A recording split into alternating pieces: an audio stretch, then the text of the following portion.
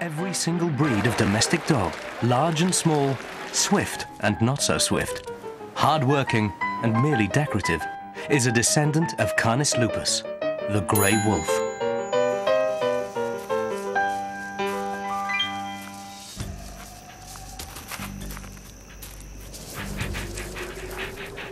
Perhaps our hunter-gatherer forebears admired the wolf for its likeness to them. Traveling in bands of hunters who work together to bring down prey large enough to feed the whole group.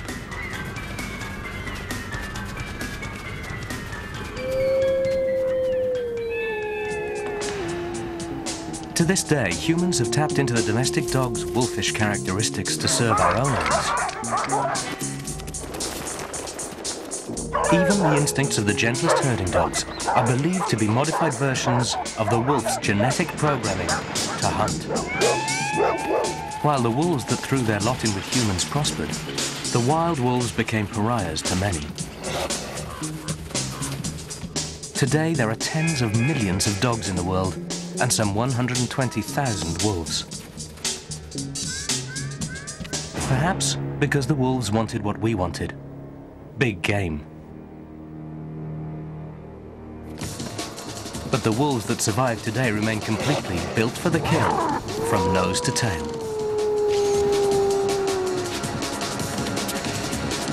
The wolf's nose is extraordinarily acute, recognizing and analyzing hundreds of thousands of chemical traces that no human can sense.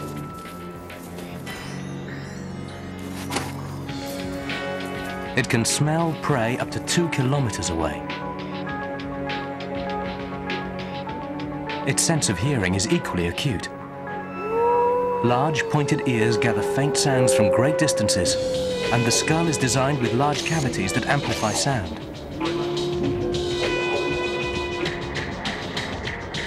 Under ideal conditions, the wolf can hear prey moving over 16 kilometers away. But there is another weapon at work here. Its skull is designed to house a large brain with a complex cerebral cortex. It's this brain, some 30% larger proportionately than that of a domestic dog, that plays a key role in the wolf's closely coordinated style of hunting, its intricate ways of communicating, and its extremely social lifestyle.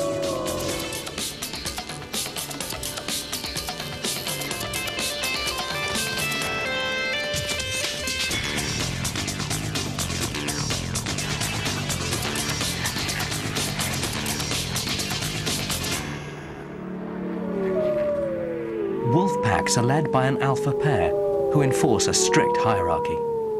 Younger siblings and grown pups of the alpha pair come next in the pyramid of power.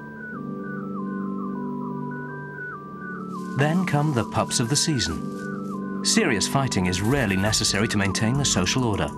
The wolf's complex range of body language usually does the trick.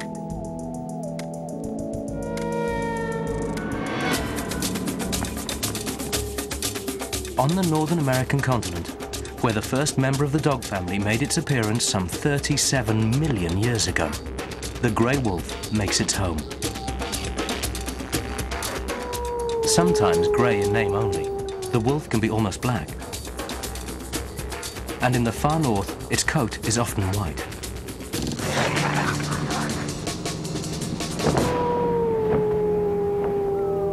The hunt often begins with a rousing group howl. Howling notifies members of the group to gather. It also warns other wolves to keep off the pack's territory.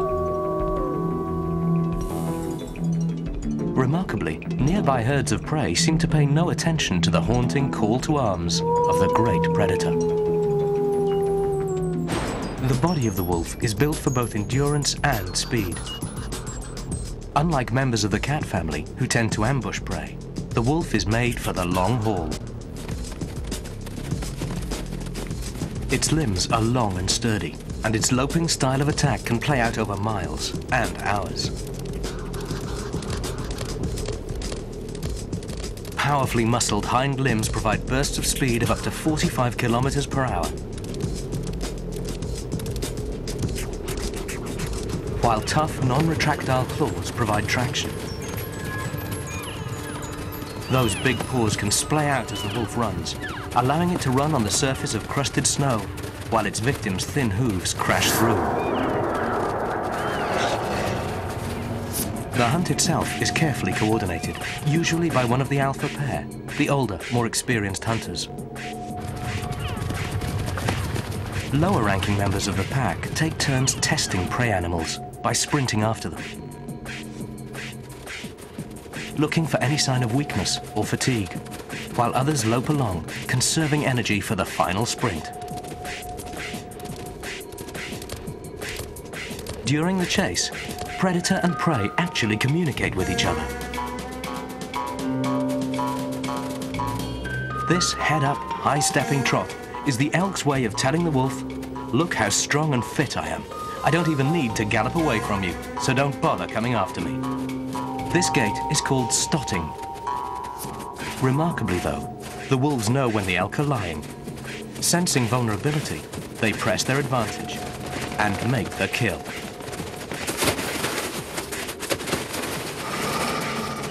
Once a wolf latches on, powerful facial muscles go to work, holding 5-centimeter long canine teeth in a vice-like hold. Wolves have 42 teeth, all dedicated to the processing of meat. Specialized molars and premolars, called carnassials, have evolved to shear and mash flesh. Matters of hierarchy are strictly enforced during feeding time. The alpha pair feed first. Grey wolves can consume nearly 10 kilos of flesh at a sitting. But with a pack this size, it won't last long. And soon the synchronized killing will begin again.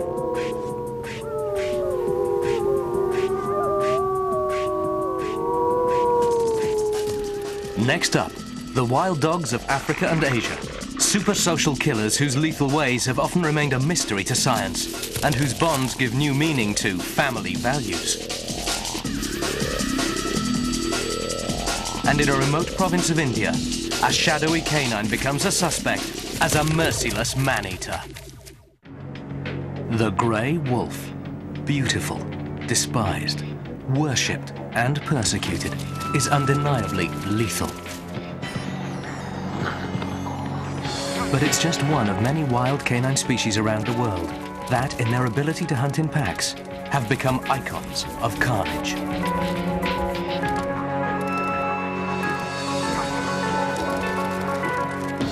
These are the running dogs, bringing with them death by numbers. They come in many shapes and colors. But what they have in common is in their skulls. Big, complex brains. And big brains require a lot of education. Wild dogs who live in packs are uncommonly devoted to their young. As with wolves, each pack is led by an alpha pair, usually the only ones who mate. But all of the members of the pack attend to the feeding and education of the pups.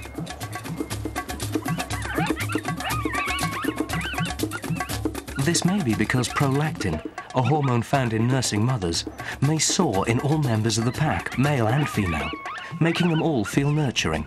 At least this appears to be the case with wolves.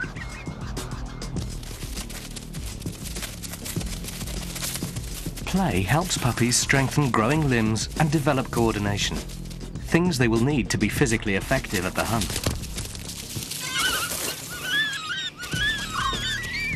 Often, wild dog parents and older siblings bring live animals home to the pups so they can practice their hunting skills. But play also teaches important social lessons, helping them come to terms with their place in the hierarchy of the pack.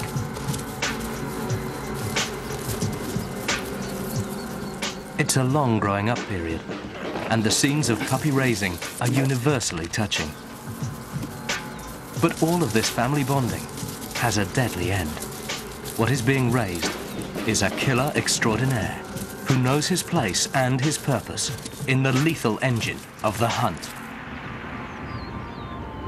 In southern Africa, a river called the Okavango meanders into the Kalahari Desert, creating an enormous delta and a rare, almost untouched haven for wildlife.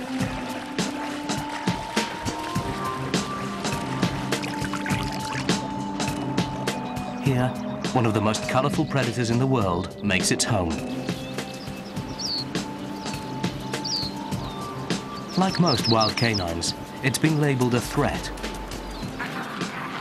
an evil thing, a blot upon the landscape.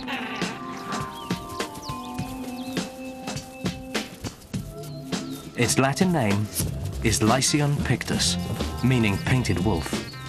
A wolf it is not, but colorful it is, sporting a spectacular coat of black, white, tans and browns. No other wild canines bear such obvious markings. Most blend into their surroundings. The African wild dog stands out.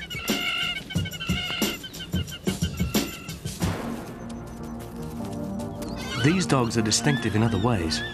Probably the most compulsively sociable of all the wild canids, the African wild dog is known to care for wounded or sick members of the pack, and every member, male and female alike, is eager to help bring food to pups.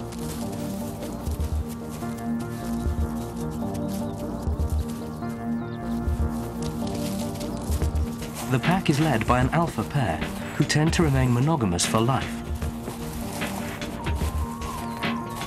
They lead an extended family that may reach 30 or 40 individuals, all closely bound to the group. The hunt begins in ritualized fashion as the alpha male rouses the troops. Then they set out. About the size of German shepherds when fully grown, these wild dogs have several distinctive characteristics that testify to their ancient lineage. Their middle toes have fused, so they have only 4 per foot. They also have strong collarbones, which have all but disappeared in most modern dogs. Their strange markings, so different from those of other wild dogs, are probably related to their need to cooperate while hunting. Apparently, they have to recognize and keep track of each other at a distance on the open plains, and their odd markings are as distinctive as fingerprints. Lichwe, a kind of antelope, flee before the well-coordinated pack. Long adapted to life in the swampy conditions of the Okavango Delta, the Lichwe move with startling speed and grace through the water.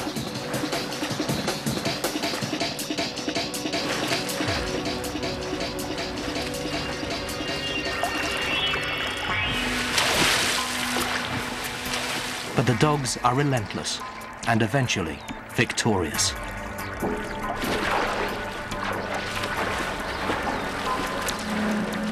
It's time to bring home the bacon. In this case, the alpha female is raising 2 broods, her own and one she has confiscated from a subordinate female. And feeding all these pups is a full-time job.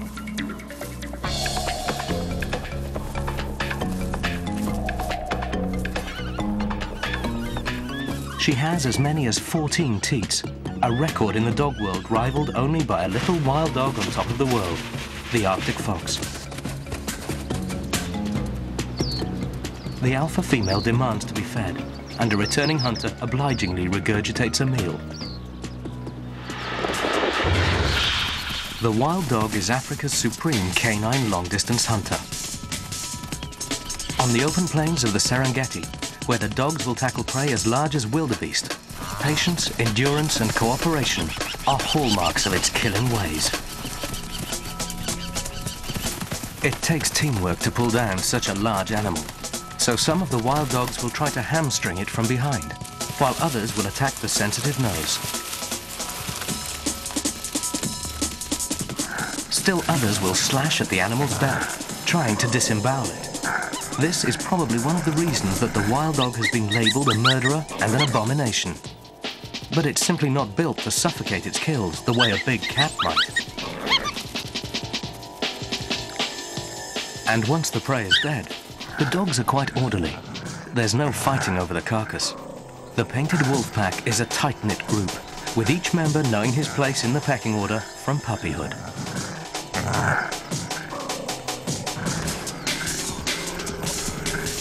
With the African wild dog, all for one and one for all is just another way of being, built for the kill.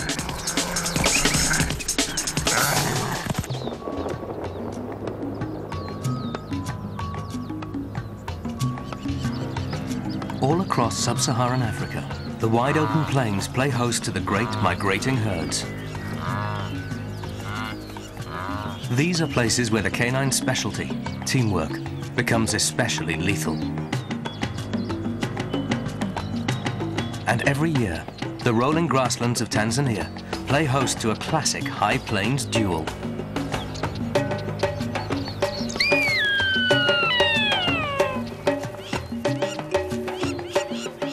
During the wet season, Thomson's gazelles gather here to give birth. Well camouflaged to blend into the grass, the newborn antelope are surprisingly elusive prey. But they're hunted by one of the most fabled canines in the world.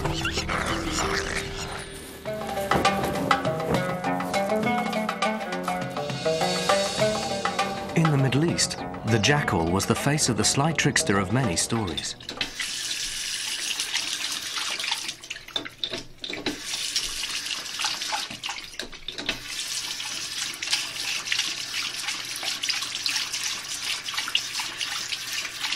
Oh my God.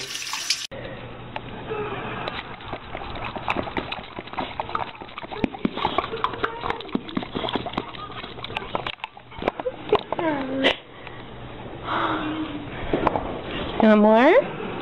More. More water? More. Want water? More.